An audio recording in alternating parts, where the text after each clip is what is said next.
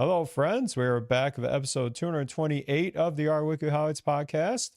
We are slightly later than usual because yours truly has a hectic conference schedule this week and next week, but we are back on the airwaves this week.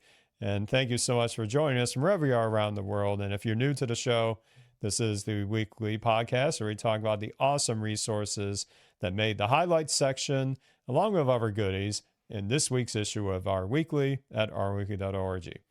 My name is Eric Nance, and I'm delighted that you joined us once again. And we are already closing out the month of May. It does not seem real, but yeah, summer is here for many of us, unofficially and officially. But I'm not alone this time either, so I'm joined by my co-host, Mike Thomas. Mike, how are you doing today?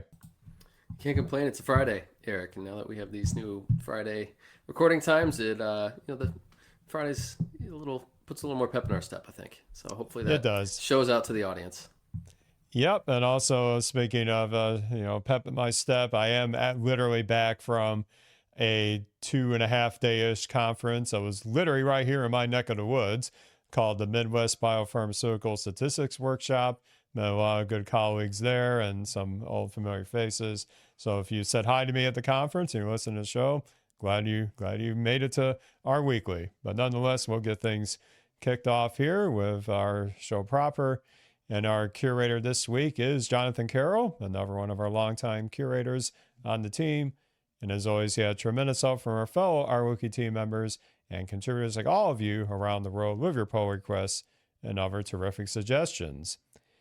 And as Mike and I talk about a lot on this show, one of the best parts of being an open source and all the tooling we have is the choice we have available.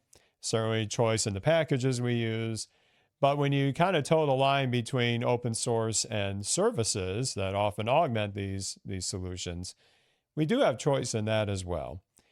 Granted, there are some platforms that have maybe a stronger foothold or footprint in a lot of our data science pipelines, but we do have choice in this. And I would say over recent events, this is becoming a lot more important than ever.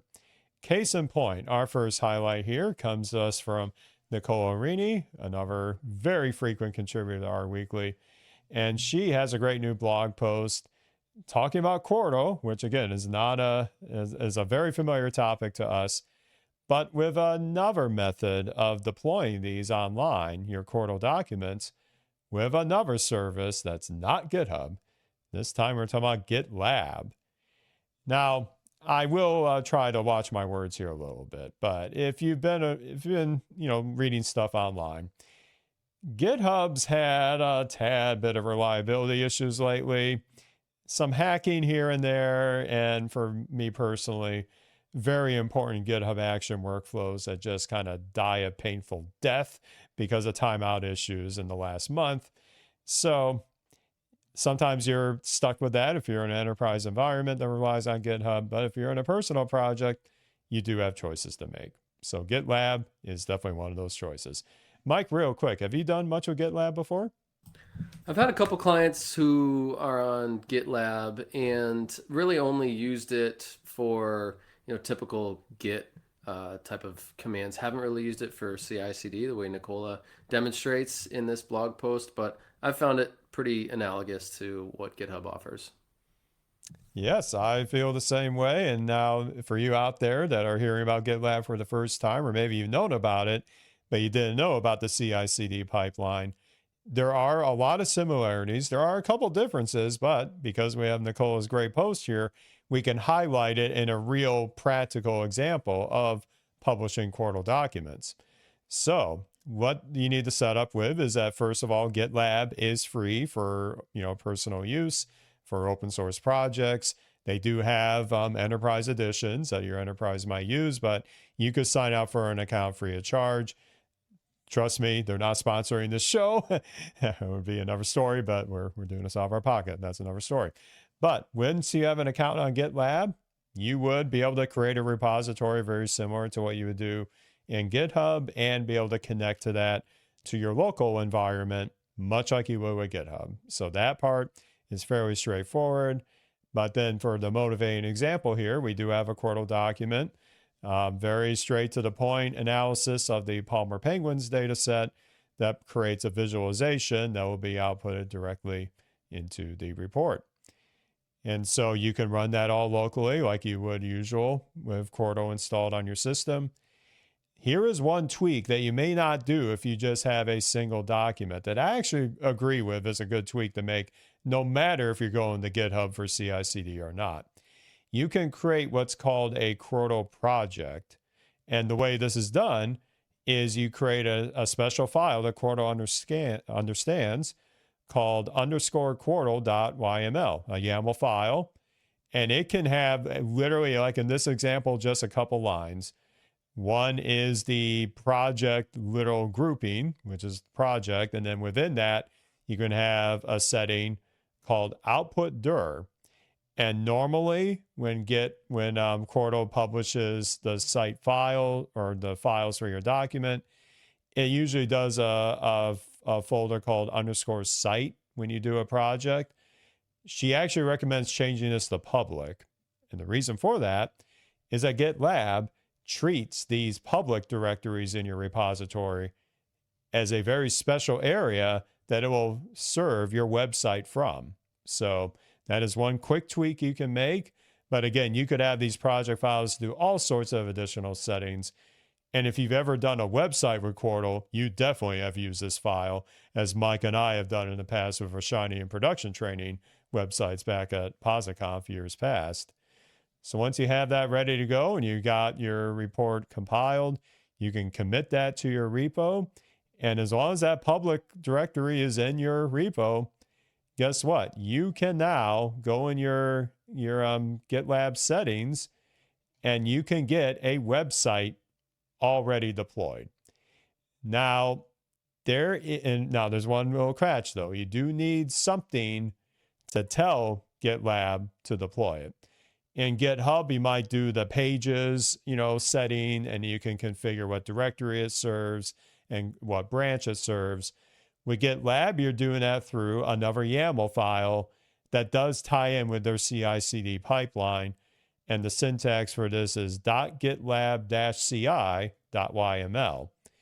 And the example here, which is again where you've done the rendering yourself and you just want GitLab to publish it, it's very straightforward. You got a pages block, and within that, you got a few settings. One of them is called stage, and you put deploy here because you want this to be executed at the literal deployment stage of your pipeline. You give it a script argument, which in this case is just an echo statement because you're not actually rendering anything. It's just an informative message to publish to that public folder. And then you define artifacts, which will have a paths field. This is where you put that public directory that, again, GitLab is going to treat special as a website content area. And then you can have the only setting, which dictates which branches are going to be triggered, or which branches will trigger the CI/CD pipeline. And in this case, it's the main branch. Once you have that committed to your repo, you could even do that file creation in GitLab itself if you like. You'll be ready to go. One thing you will notice, and I've actually experienced this with Netlify as well, you will have a somewhat randomish name for your URL of the site. And she has a screen grab here where it's got this like deploying Quarto GitLab demo and then a random number .gitlab.io. Rolls right off the tongue, right? No, it doesn't. But the nice thing is that you can change that. There are settings in your repos dashboard settings where you can configure the page URL. You can also, interestingly enough, configure how it's accessed. Default is everyone in the public domain. You could have a project in GitLab and only make this visible to project members. And that's also free of charge. So that's a nice little feature if you need to secure this with a project team on the hosted GitLab, interface. So that's all good. Now, what I do in daily practice, I think that's good for one-off, so you might publish once or twice a while.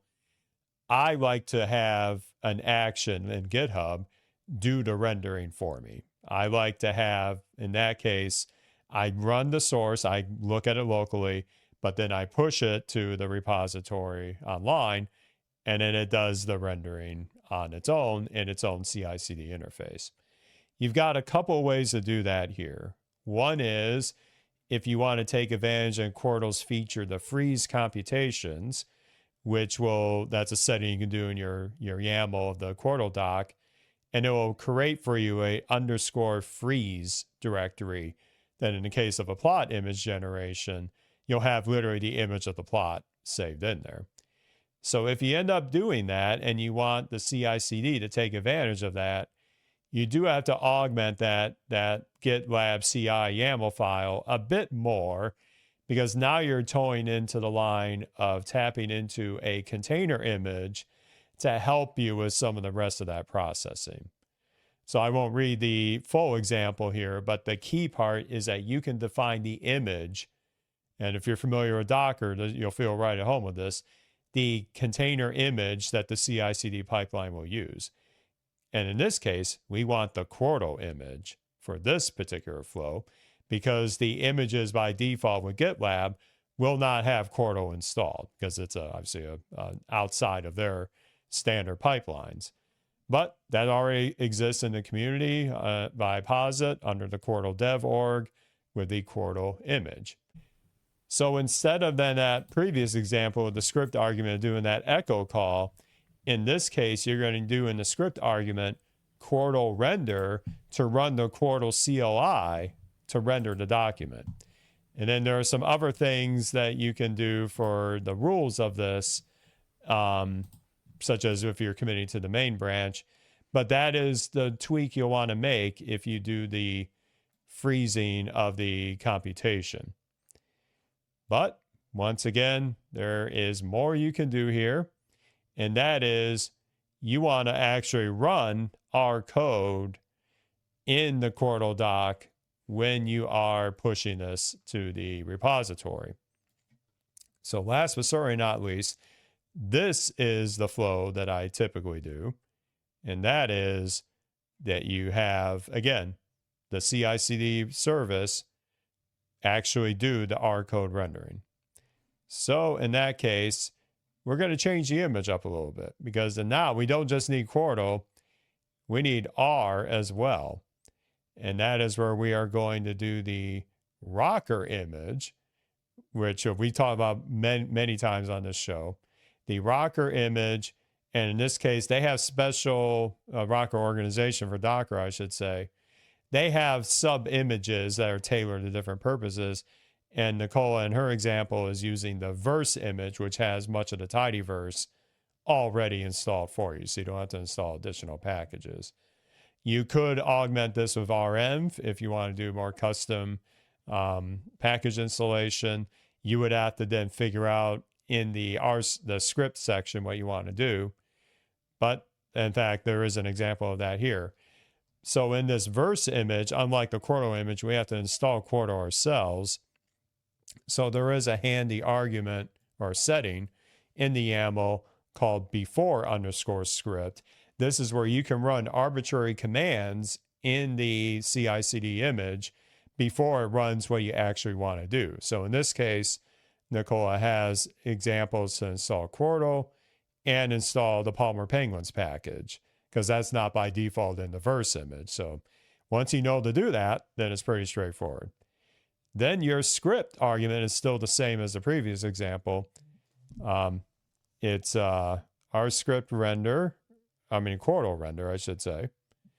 And then everything else is basically the same, but you can add a couple additional nice things here and have a cache of the package installation, so that if you run this again, like say the next day or even the next hour, it won't reinstall the packages again in a fresh CI/CD session. It'll just take it right back. So that is a nice thing. So with that pipeline in place, now you have everything you need to do the Quarto rendering 3 different ways, with just the output already there in the public folder, or you let the CI/CD process take over with A, the computations being frozen, or B, the full rendering with R code compiled at runtime.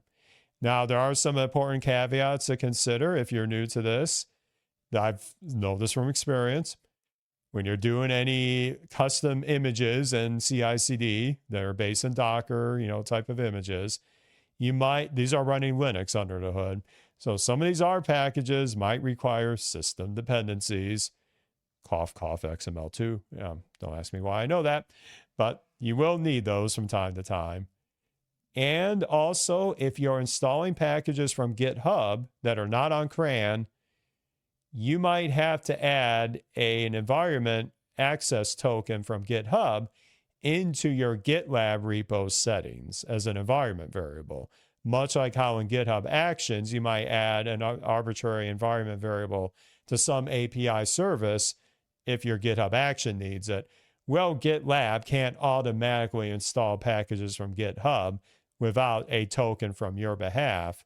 Unlike in GitHub, if you're using Actions, it knows who you are because it's your repo in GitHub, so you don't need to supply that environment variable. But here you do.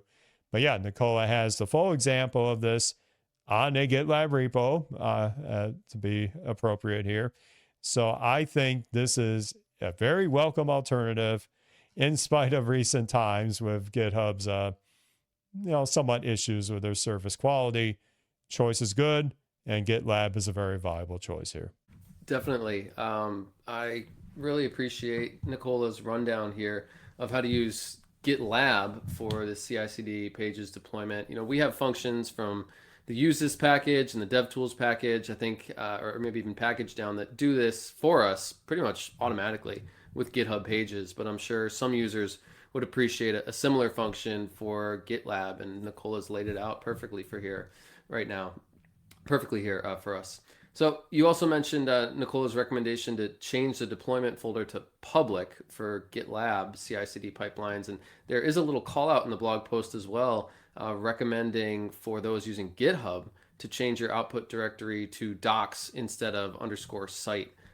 This would be a good thing for me to check across all my repositories after this recording is finished. You and me both. Yes. Yep. So I always try, like you, Eric, to let GitHub Actions do all the site rendering for me and create those 100+ HTML or JavaScript files. I don't want those on my local machine if I can help it. And obviously that means employing, GitHub Actions or GitLab CI/CD, which brings, as you mentioned, sort of another set of tools because those machines are not your machine. So troubleshooting them can be a little bit tricky. They're probably running an operating system that's different from the one that you're running. As you mentioned, most of the time they're running Linux. So I can't, kind of promote enough books like Data Science from the Command Line, DevOps for Data Science. I think the first one was written by iamYannC, if I have that correct. Data Science from the Command Line. We'll double check. And DevOps for Data Science, I'm pretty sure was written by Alex Gold. But they're wonderful book, by the way. I'll look in the show notes. Super useful resources here in terms of understanding your CI/CD YAML file on the command line or Dockerish language that you'll see in the GitLab ci.yaml file. And you also mentioned, figuring out your system dependencies. That can be tricky in a GitLab or GitHub CI/CD pipeline for the same reason. It's not your machine, and a lot of times in order to troubleshoot it, you actually have to run it first, which can be a pain to kick off a CI/CD pipeline and then wait for it to error and then try to debug from there. But a cool tip that I have is the pack package can install all of the system dependencies necessary for your project programmatically. So it can discover them and install those system dependencies that your R packages depend on. So really useful there. And I can't thank Nicola enough for putting this together for the GitLab users of the world.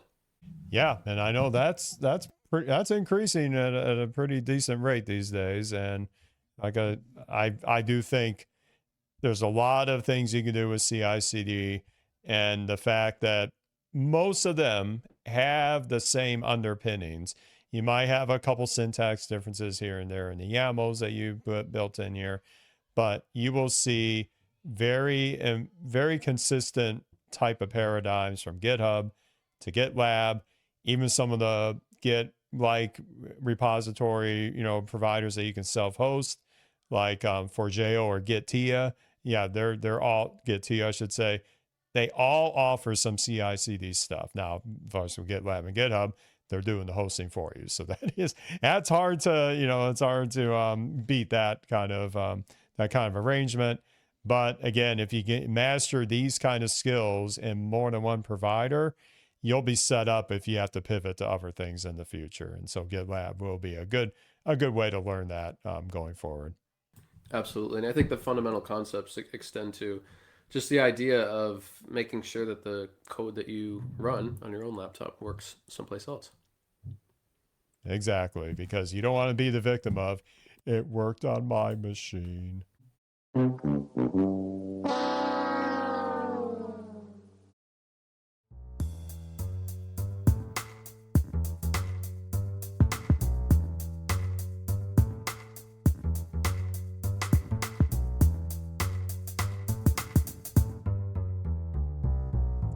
And up next in our highlights today, as usual, there's not just choice in what we were just talking about with the CI/CD providers.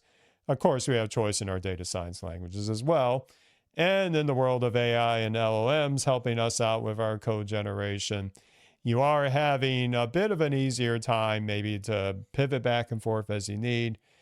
Now, with that said, most of you listening, and I'm sure my co-host here as well, know where my bias is. I like the way R thinks, if I want to call it that. I feel more comfortable with that. And when I do coding in other languages, it's hard to break old habits. But I am not alone here, because our next highlight here is from the curator himself of this issue, Jonathan Carroll, who's experienced this same thing as well, as he looks at different ways to solve solutions from the R side, but then also what that might look like on the Python side. And John is no stranger, as you well know in listening to this show, and exploring different languages, some of them definitely a lot more on the niche side, but yet very enlightening to how they do functional programming and other constructs.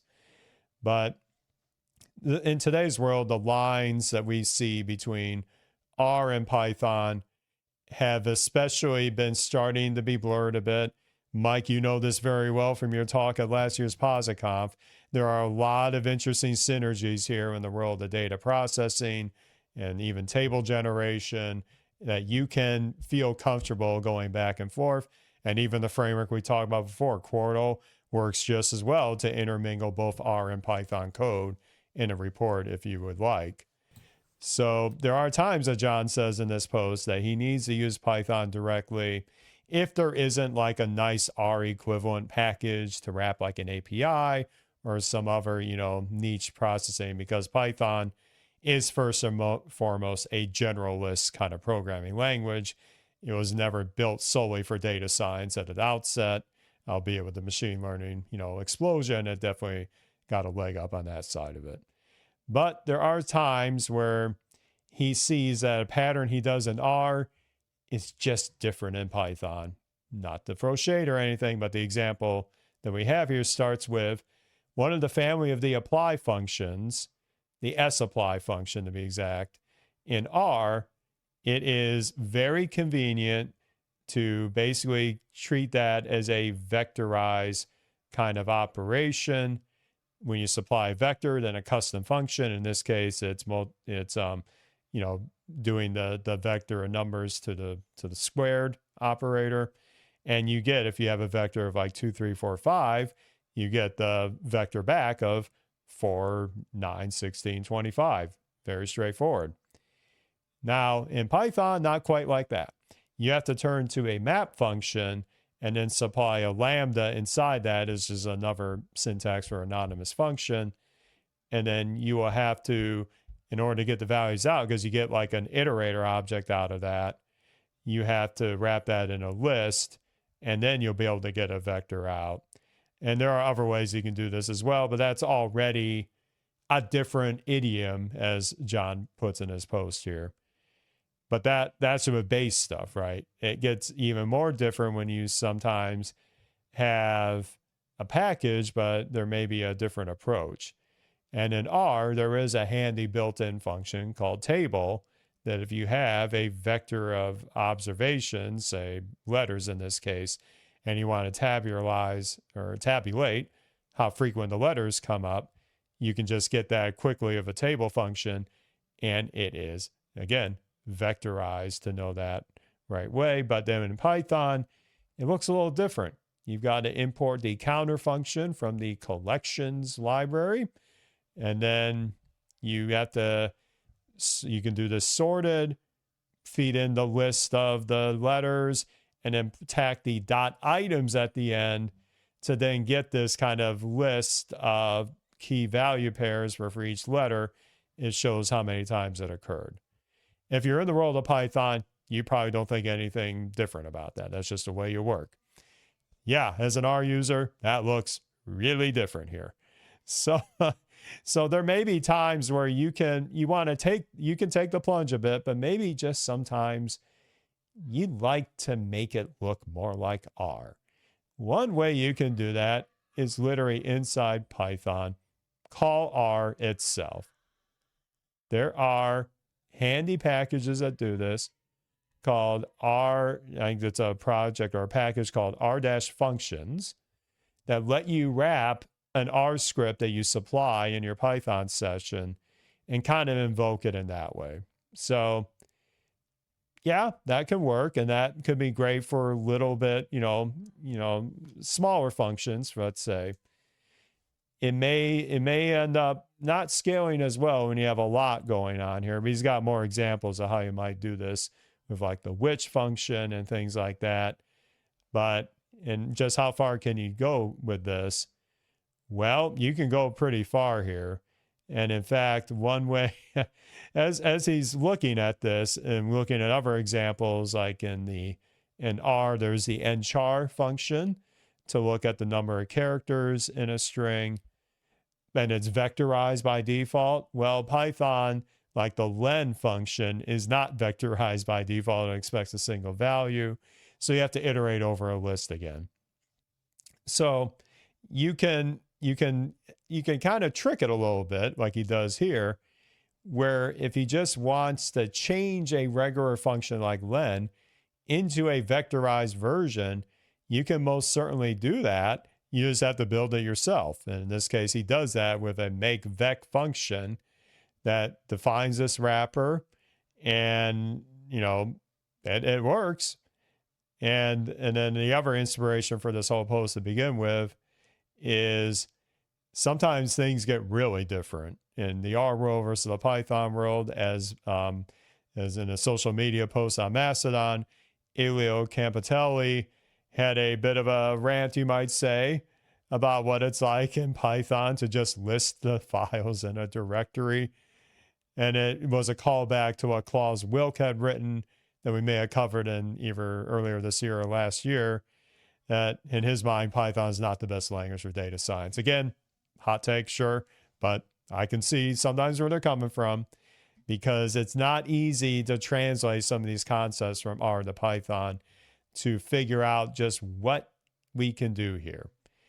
Well, there is a lot of interesting things you can do, though, is that you could, again, with the help of LLMs, write these idioms that are wrapping existing Python functions into a way that an R user that's using Python would be easy to do or easy to follow.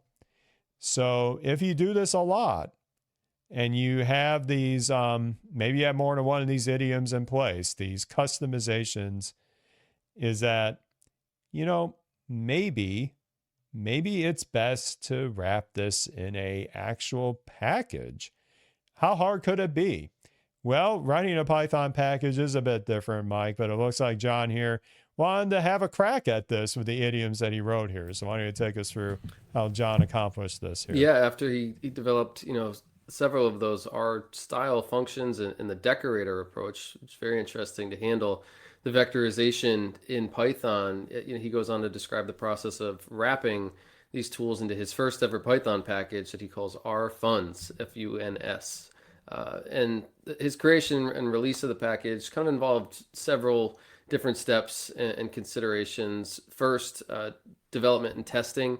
Jonathan leveraged Claude to implement a number of base R functions and generate associated tests to ensure the Python implementations accurately mirrored R's behavior. He used a PyTest adapter to run the same tests in R via rpy2, which I think is kind of the opposite of reticulate, if I'm not mistaken, to kind of go the other way. Realigning things like zero-based versus one-based indexing for comparison.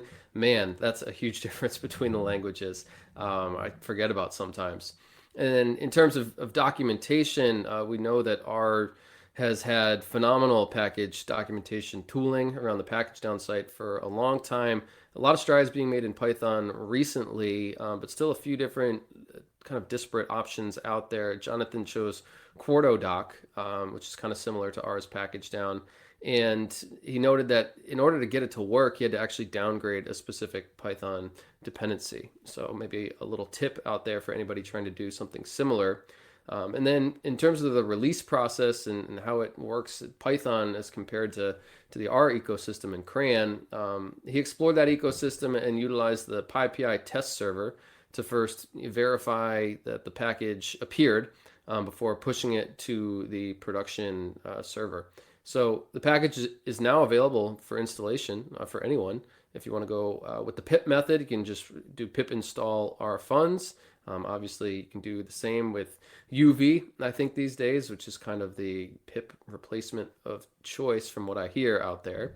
And the package, contains functions for string manipulation, such as nchar, number of characters, paste, grep, substr, substring, mathematic functions like which, cumulative sum, unique, mean, standard deviation, SD, file handling like list files, checking if a file exists with file underscore exists, and base name to get the name of the file and get rid of any subdirectories or the rest of the path to that file. The functional programming he mentioned like lapply, sapply, and utility inspection tooling like head, tail. And he also introduced a vec class to wrap binary operators and list comprehensions, which allows, as you mentioned, Eric, for us to leverage that vectorization during the comparisons that he ran. It provides, kind of a few caveats, I think, at the end of the blog post. He doesn't recommend using this package in a production environment because, he prioritized R-like behavior over performance optimization and acknowledged that, using these abstractions might kind of confuse non-R colleagues who are probably more accustomed to the standard Python idioms that I'm sure they use day in and day out.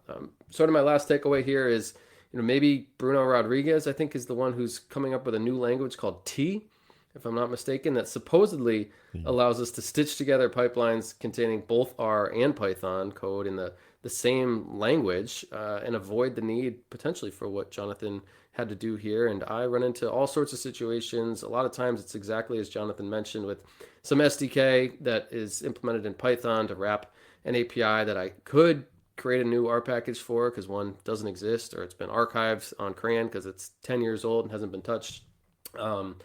But it'd be interesting to see maybe if T could solve some of those issues. Funny you mentioned that, Mike. And actually, Jonathan himself was a fan of this. We did talk to Bruno in a recent R Pharma Hangout session. And yes, I have the recording out there, along with my experience of converting in this case, an R-based pipeline with targets into T. But yes, Bruno did, very much pitch the idea of this workflow first language has no issue, thanks to the power of Nix, to have both R and Python, and heck, even Julia, runtimes to do various steps in a pipeline. So yeah, I think T could be a very interesting fit in a lot of these multi-language data science pipelines. So yeah, that is very much something I'm taking a look at. It's still early days, as Bruno definitely acknowledges in that Hangout session, but I'm intrigued enough to try that for any multi-language pipeline I have in the future, especially as we start to scale up to more of these with the advent of LLMs and having to hop back and forth. But it is great to see just kind of what John's thought process was to take the best of the R way of thinking, applying it on the Python side. But now something that probably I know would have taken me at least a couple months to do, and that's being generous because I'm not a Python expert, turning that around into a session of, I don't know, maybe a few nights worth that John did with Claude. It's opening up a lot of doors. And then, like you said, with T, we can bring this all together really seamlessly. And I think it's a new world out there, but it's great to see just what that process looks like that we can take advantage of in our future pipelines.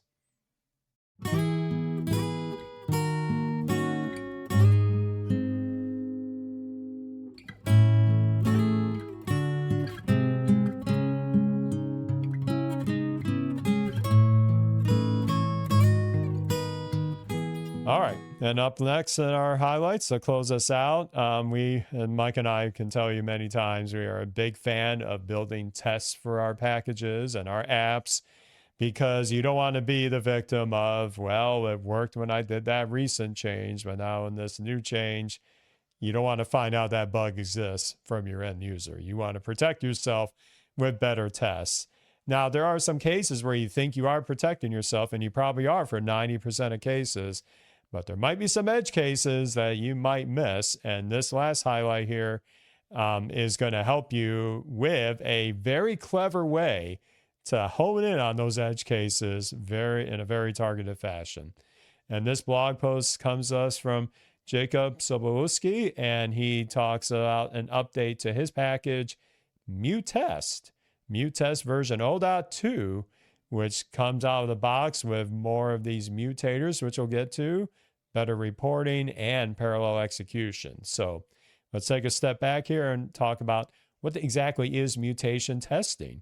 There's some great examples here. In fact, there is a little actually mathematical art here that you can define what's called a mutation score, where if you take a deliberate change to, say, the logic in your test, and then you look at the proportion of those tests that failed after that mutation compared to how many of those you ended up doing, you get what's called a mutation score out of that. And that's where if you get like a bad percentage here of 0, you might think that's good, right? Well, they pass no matter what. And it means that, that you may be missing something. But if you find that you get a threshold even close to 100%, then you realize, well, maybe you do need to look at your test a little bit, because it looks like one little change can change everything. Now, that may seem abstract. Let's talk about why that actually matters here. His example here is a simple function in R called isAdult, which is checking if the age that's supplied there is greater than or equal to 18, which at least here in the US is one of those, for various legal reasons, as a way you might consider as an adult. And you may have tests that do, verify this, that it's true when it's supposed to be true, and false otherwise. And you get, say if you feed 25 or 10, they're going to correctly identify as a true or false, respectively. Now, here's where it gets fun. What if you mutate that test a little bit? You change that greater than an equal sign to just a greater than sign. So age greater than 18. Now, maybe that was an accident in your code as you're updating things, and you get that to production, and then somebody uses that app or that package that's wrapping this, feed it an age of 18 because they just turned 18, and whoops, they're not considered an adult. Well, that's where you wouldn't know that until the change was already made. That's where muttest comes in, is that you can have a plan with muttest plan, that's a function, and feed it in a set of common mutators. And in this case, there's a helper function called comparison operators. And that will look at arbitrary switching of the operators inside any of your conditionals in your functions. And sure enough, this age function would not survive after this, because it would look at this edge case and realize that the 18 is now not flagged as an adult appropriately. This is also important for another reason, and I actually have gone through this. I have recently, in the last 2 months, written unit tests with the generous help of LLMs along the way, because I was very direct with my prompt on here are the functions, here are their purposes, here are their arguments. Help me build a unit test. And on the first pass, I won't lie, it didn't get it quite right the first time. But after some iteration, I felt pretty comfortable with it. Well, it might be easy to take a lot for granted because these tests may not be prepared for these edge cases that might come their way. So this is where, in the age of LLMs, and Jacob, posts this in the post here, this is an area that needs attention. You need that extra review, that extra validation, and mutests can help with this. So at a high level, what are the new features here? You get new mutators available. Now on top of that comparison one, you might do increments of an index. You might change negations if you're doing like not something. And you can do other replacing return values, things that, again, may not make sense a lot, but you'd be surprised at what you do when your code is updated, that some things get changed and you least expect it, whether you're collaborating with somebody, whether a person or an agent helping you with it. There are lots of interesting things here. And the other thing is that the mutators are now parameterized. So you can, make sure that you can build in exactly what you want to replace them with what, if you want to define your own mutator outside of what the helper functions do. You get some new ways of reporting this as well, which it looks like kind of inspired by teststat as well, along with the score of your mutator overall, and also parallel execution using Mirai, another package that we think of highly here on this show. So you can install this on CRAN, the updated versions on CRAN. And yeah, Mike, I probably need to look at this for my next testing review. This looks pretty powerful here. Likewise, it's a concept that I hadn't really thought of before. Obviously, I think we all try to write tests that are super specific, but checking that our tests are specific enough is, not something that I've really dived into before. And mutests can be a phenomenal tool for doing so. So I'm excited to check out this 0.2.0 release and some of the improvements that have been made to the package and start using it in my workflows. Yep, I am putting this in my package library for my app that I'll do a version 2 of this year, because I think this will be extremely important, not just for apps.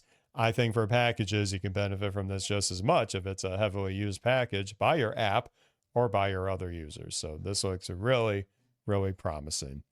And what else is promising? Well, it's always promising, but it's also legit, is the great content that we get every week at our weekly. And Jonathan's curated another fantastic issue here on top of the highlights we mentioned here. Lots of other great posts here from other blogs, package updates, everything in between. You got a lot to choose from here, and it's all available to you at ourweekly.org. So we don't have time for the additional finds here, but I will mention, like what we were talking about earlier, we will have links in the show notes for what we talked about outside of these highlights, like those great books that Mike mentioned, the T language and the Hangout that we just talked about with Bruno. I think it's fascinating stuff to look at when you get some spare time. We also love to hear from you about what you're up to in your data science adventures with either things you found at our weekly or beyond. So we love to hear about it. You can get into touch with us, I should say, in various ways. You can get in touch with us on social media. I am on Blue Sky with @ourpodcast at bsky.social. I am also on Mastodon, where I'm @ourpodcast at podcastindex.social. And last but not least, I am on LinkedIn. Search my name and you'll find me causing stuff going on over there. Mike, where can they find you? You can find me on Blue Sky at Mike-Thomas at bsky.social, or on LinkedIn if you search Ketchbrook Analytics, KETCHBROOK. You can see what I'm up to. Very good. I know you've been traveling recently. I've been traveling recently. So we got, it's good to hopefully get some downtime a bit. But yeah, we're on this new recording schedule, and yeah, we're always eager to hear from you like always. Well, anyway, let's wrap up here. This is going to close out episode 228 of our weekly highlights. Easy for me to say. Thank you so much for joining us, and we will see you with another episode of our weekly next week.